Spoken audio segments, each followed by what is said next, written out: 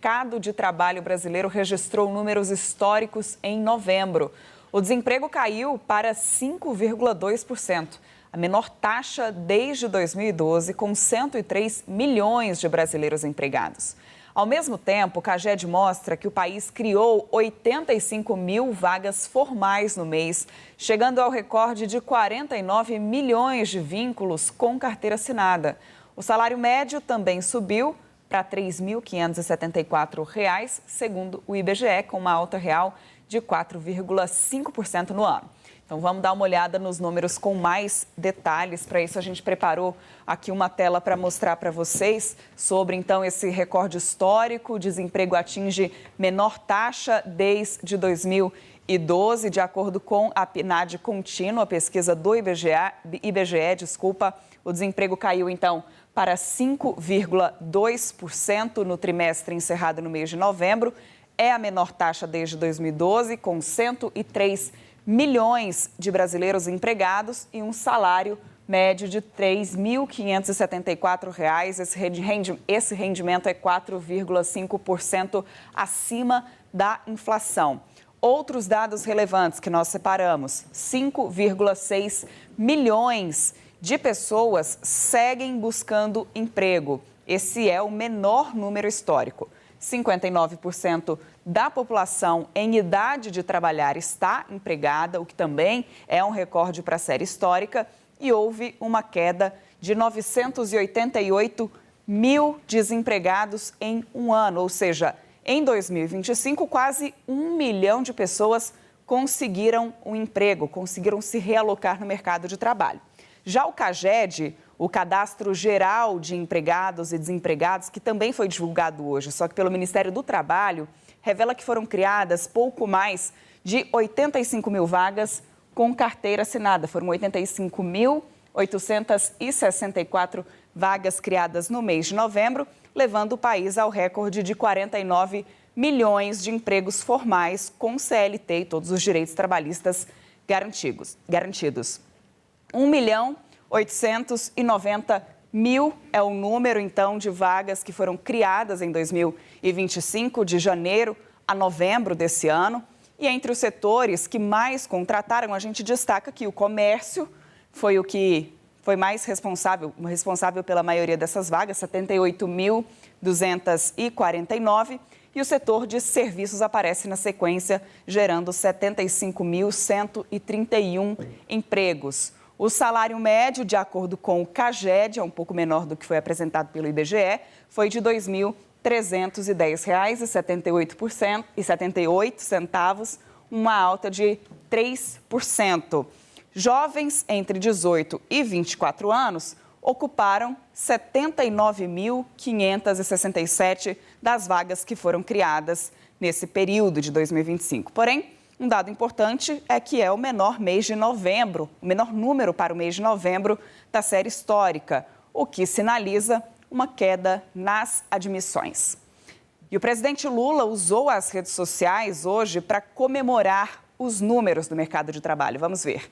Na mensagem curta, Lula escreveu: "Enquanto 2025 não acaba, seguimos batendo recordes." Ele citou nominalmente o menor desemprego da série histórica e o aumento da renda da população como os grandes trunfos de sua gestão neste ano. E o ministro do Trabalho e Emprego, Luiz Marinho, conversou com o SBT News sobre os dados que foram divulgados hoje. Vamos acompanhar. Seguramente é um dado importante. Estamos fechando um ano para o mercado de trabalho foi bastante positivo. O menor indicador de desemprego do país da série, portanto, da série é um dado histórico de geração de empregos formais no Brasil. Pra você ter uma ideia, a relação formal e informal cresceu mais esse ano o emprego formal do que o informal. Toda vez que a economia se fortalece, que vai bem, isso acontece. Isso é importante para a Previdência, é importante para a distribuição de renda.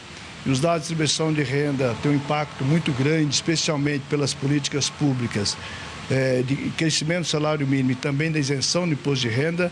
Foi assim em 24, foi assim em 25, 26 será melhor ainda, porque vem a isenção do imposto de renda de até R$ 5.000 e menor imposto de 5 mil até 7.350, isso vai impactar bastante a economia. Você tem uma ideia, só isso vai injetar na economia em 26, 80 bilhões, ou seja, quase 7 bilhões por mês a mais na economia, para poder gerar economia. Como o presidente Lula sempre diz, dinheiro na mão do povo trabalhador, ele circula na economia, ele vira geladeira, ele vira fogão, ele vira eletrodoméstico, ele vira empregos e crescimento. Bom, os dados do CAGED e da PNAD mostram um mercado de trabalho aquecido. Para analisar esses números, vamos conversar agora com Gabriel Barros, economista-chefe da Arx Investimentos. Boa noite, Gabriel. Esses dados são realmente tão positivos quanto parecem? Há alguma ressalva importante a se fazer? Porque eu trago, por exemplo, uma observação que é o fato da taxa de juros estar em 15%. É a maior taxa de juros registrada na história, e isso vai justamente na contramão desse mercado aquecido pelo emprego. Boa noite para você, seja bem-vindo ao Jornal do SBT News. Boa noite, Marina. Muito obrigado pelo convite, é um prazer participar do programa. Os dados são positivos, não tem como brigar com o número, né? Os dados são super fortes, tanto do CAGED, como você bem mostrou, como também da PNAD. A PNAD, como você bem colocou, teve uma participação muito grande da geração de emprego no setor público. Mas mesmo quando a gente retira a geração de emprego do setor público, ainda assim a geração de empregos foi bastante forte. Então, mesmo fazendo alguns ajustes, o dado veio de fato bastante forte, surpreendeu o mercado. Só no CAGED, só para dar uma ideia, a expectativa de mercado gerava em torno de 70 mil vagas, né? A gente teve em torno de 85 mil vagas. Então, de fato, foi uma surpresa relevante. Um pouco do que justifica, né, essa surpresa positiva. A gente tem que comemorar a notícia boa, sem nenhuma dúvida, mas qual que é o lastro, né? Por que o mercado de trabalho está gerando mais vagas do que o mercado vem estimando, né, vem projetando? Basicamente porque a economia está crescendo acima do potencial, né, da sua capacidade. Os economistas têm uma métrica chamada de PIB potencial, que é se o país usar 100% da sua capacidade, quanto é que o país consegue crescer? Esse número está girando em torno de 2%. Algumas estimativas em torno de 1,5%. Então, é entre 1,5% e 2%. O Brasil está rodando com um crescimento acima do potencial. Quando a economia cresce acima do potencial, você vai gerar mais empregos do que no nível de equilíbrio, né? E o resultado disso se traduz nessa geração super forte que você colocou aí no início. Então, a taxa de desemprego tá na mínima, justamente porque essa economia está rodando de fato muito forte, está muito aquecida, rodando acima dessa capacidade, né, potencial de crescimento do país. Então, isso explica esses bons números e gera essa preocupação que você colocou, né? O Banco Central precisa subir os juros para um nível bastante restritivo para tentar desacelerar essa economia que está muito fora do ponto, digamos assim. Eu vou convidar para essa conversa também os nossos analistas, Eduardo Gayer e Basília Rodrigues, para que eles possam fazer perguntas. Eduardo Gayer, começa contigo. Olá, boa noite. A minha primeira pergunta é justamente sobre essa questão dos juros, se esse número forte, a economia forte e a resiliência do mercado de trabalho, se isso afasta absolutamente a possibilidade de um corte de juro da Selic, então, já na reunião do Copom de janeiro. E vou emendar só uma segunda pergunta, se essa taxa, então, de 5,2% de desemprego, já podemos falar que o Brasil vive em pleno emprego? Bons pontos, Eduardo. Eu diria que sim, atrapalha um pouco quem tinha opinião de que o Banco Central poderia cortar os juros em janeiro. Esse, inclusive, era a nossa opinião na Arx Investimentos.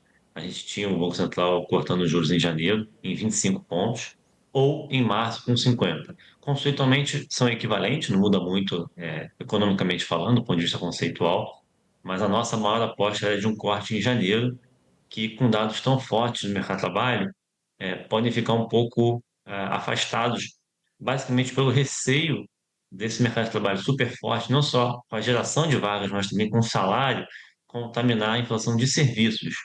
Porque a gente sabe que o setor de serviços, ele é o setor que mais emprega no país, e com o mercado de trabalho muito aquecido, muito forte, existe um receio, né?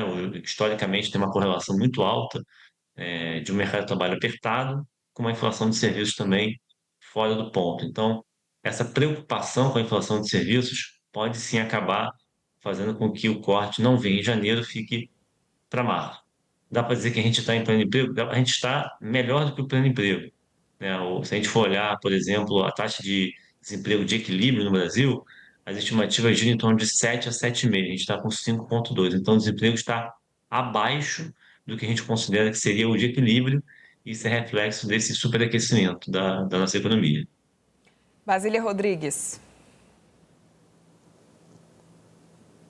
Oi, Gabriel, tudo bem? Obrigada pela sua atenção aqui com a gente do Jornal do SBT News. Quando a gente vai ler as pesquisas de opinião, a principal preocupação hoje do brasileiro é com segurança pública. E o fator economia, às vezes, aparece muito atrasado, muito lá atrás, nestes levantamentos. À medida que o momento da eleição, outubro, vai chegando, o senhor acha que os brasileiros estarão mais atentos a este fator econômico do desemprego? E, por fim, saber qual a expectativa para 2026? Continuar com queda no desemprego ou a gente pode ter alguma intercorrência neste dado? Ótimos pontos também, Basília. A nossa expectativa para o ano que vem é que o desemprego comece a subir. A gente não deve ter essa continuidade de números muito positivos no mercado de trabalho, porque justamente por conta de um patamar muito alto dos juros, né, que foi necessário colocar para desacelerar a economia, né, para desaquecer a economia, a gente deve ter uma desaceleração econômica que vai se traduzir numa desaceleração da geração de vagas e num desemprego mais alto. Então, o desemprego ele deve sim subir no ano que vem, não vai ser um desemprego tão baixo quanto a gente está vendo nesse ano, em função, né, dos efeitos contracionistas aí da política monetária. Sobre o tema, os temas, né, relevantes, eu acredito que o tema de segurança pública vai continuar muito no radar. Segurança pública e corrupção são os dois temas que, quando a gente olha diversas pesquisas que vêm sendo feitas, são líderes, né, nas preocupações dos brasileiros. É um problema real do dia a dia do brasileiro médio, enfim, de todas as estratas sociais, desde da base da pirâmide até o topo da pirâmide. É um problema que acomete a sociedade brasileira como um todo, então acho que vai continuar muito forte no ano que vem. Eu acho que ainda tem muito tempo para a eleição, acho que muita coisa vai acontecer daqui até lá. O primeiro quadrimestre, né, os primeiros 4 meses do ano que vem vão ser muito intensos do ponto de vista político. Ah, então acredito que muita coisa ainda vai acontecer, mas eu diria que se tivesse que fazer uma aposta, eu acho que o tema de segurança pública e corrupção vão continuar na ordem do dia, sim, e o mercado de trabalho, em função desses efeitos defasados da política monetária e também do fim de alguns estímulos fiscais que o governo deu, a gente deve ter uma economia crescendo um pouco menos no ano que vem, portanto, um desemprego maior. Gabriel, queria voltar para esse tema central do desemprego, porque só fazendo um retrospecto, né, o pico do desemprego ocorreu em 2021, no auge da pandemia, quando 14,9 milhões de brasileiros estavam sem trabalho. Agora, além, claro, da retomada das atividades depois da crise mundial de saúde, o que, na sua visão, influenciou essa melhora no mercado de trabalho? O que a gente pode pontuar nos últimos anos de ações que podem ter influenciado positivamente nesses dados? Uma pergunta boa no programa hoje. O governo, antes até de assumir, ainda em 2022, ele aprovou no Congresso Nacional a chamada PEC da Transição. Foi uma proposta de emenda constitucional que ampliou a despesa do governo em aproximadamente 170 bilhões. Na época, isso era equivalente a 2% do PIB, Marina. Por que eu estou dando esse passo atrás? Estou falando de lá de 2022. Porque foi muito dinheiro, né? Era reconhecido que o orçamento de 23 precisava de uma recomposição. Tinha um buraco de 70, 80 bilhões no orçamento de 23. Porém, a recomposição foi muito superior ao que era necessário, inclusive sugerido pela própria equipe de transição do governo, né? O governo atual tinha uma equipe de transição que sugeriu valores em torno de 80 bilhões. A gente teve 170 bilhões de recomposição. Foi tanto dinheiro que não deu para gastar tudo em 2023, né? Isso acabou escorregando para 24, que também em 24 nós tivemos um outro estímulo fiscal, né? O governo pagou quase 100 bilhões de reais dos chamados precatórios, sentenças judiciais, que também produziam um estímulo ao consumo, né? Aumentou a renda disponível das famílias. Além disso, o governo também vem adotando algumas medidas, até por fora do arcabouço fiscal. A gente tem visto o uso, por exemplo, de fundos públicos, fundos privados. O Fundo Social do Pré-Sal é sempre muito citado. O governo tem lançado novos programas imobiliários, né, um programa de reformas, por exemplo, uma faixa nova do programa Minha Casa Minha Vida. Tem o próprio consignado privado, que apesar de ser uma mudança estrutural no sistema de crédito do país, amplia a renda disponível das famílias. Então, tem uma série de medidas que o governo veio adotando que no final do dia coloca mais dinheiro na economia, né? É mais estímulo fiscal, parafiscal e de crédito.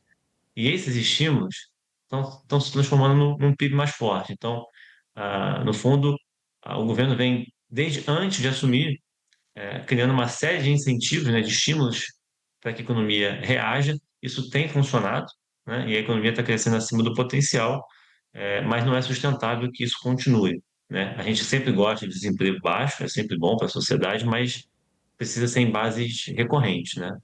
Se for de forma anabolizada, isso cria um voo de galinha. A gente precisa de um crescimento robusto e de longo prazo, não de curto prazo. Basília tem mais uma pergunta. Professor, eu queria que o senhor explicasse por que para o ano que vem a expectativa é de que a geração de emprego seja puxada para baixo, né? O senhor na resposta anterior disse que o desemprego vai aumentar em 2026. Eu sei que o dia de pauta positiva é muito bom contar para o Brasil, nesse cômputo dos dados, que o desemprego caiu a 5,2%, menor taxa desde 2012.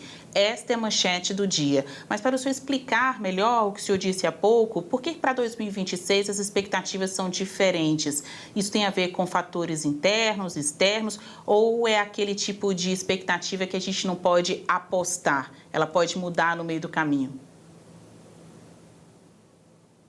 2026, a expectativa não é de um mercado de trabalho tão forte quanto a gente está observando esse ano, basicamente por conta dos juros, Basília, porque a gente está com uma taxa de juros bastante alta, não se faz omelete sem quebrar ovo, né? O Banco Central precisou colocar os juros nesse patamar super contracionista, super restritivo, para derrubar a inflação. O Banco Central está contando com a ajuda da taxa de câmbio, né? O cenário global está nos ajudando, principalmente via a taxa de câmbio mais apreciada, né? O real mais apreciado. Mas, basicamente, esse mercado de trabalho vai desacelerar no ano que vem por conta desse juro bastante contracionista. A gente está falando de uma taxa de juro real, quando a gente desconta a inflação, Selic descontada da inflação, de aproximadamente 11%. É muito contracionista, né? E precisou chegar nesse nível basicamente por conta desses estímulos todos que a gente comentou anteriormente, né? O governo está pisando no acelerador da política fiscal e o Banco Central está sozinho tentando, via política monetária, segurar essa inflação. Então tem um descompasso, né, entre a política fiscal e monetária, diferente do que muitas vezes o nosso ministro da Fazenda, Fernando Haddad, comenta sobre a harmonia da política econômica. O que a gente tem visto é uma desarmonia, né? A política fiscal, ela vem pisando muito forte no acelerador e forçando o Banco Central a trabalhar com juros muito altos. Esse juros muito alto já está batendo em alguns setores mais sensíveis a juros, né? Mais cíclicos, que a gente chama. E aí isso vai produzir uma desaceleração da geração de vagas e vai deixar o mercado de trabalho menos aquecido no ano que vem. Não é nada desesperador, não é nada uma piora muito grande, mas vai ter uma piora na taxa de desemprego. E a gente vai seguir contando contigo, Gabriel Barros, economista, para entender todo esse cenário econômico. Esses dados que foram divulgados hoje trazem essa positividade, né? Esse encerramento de ano de uma forma positiva, mas estamos, claro, de olho em 2026. Muito obrigada, Gabriel, pela sua participação, pelos seus esclarecimentos. Seja sempre muito bem-vindo ao Jornal da SBT News.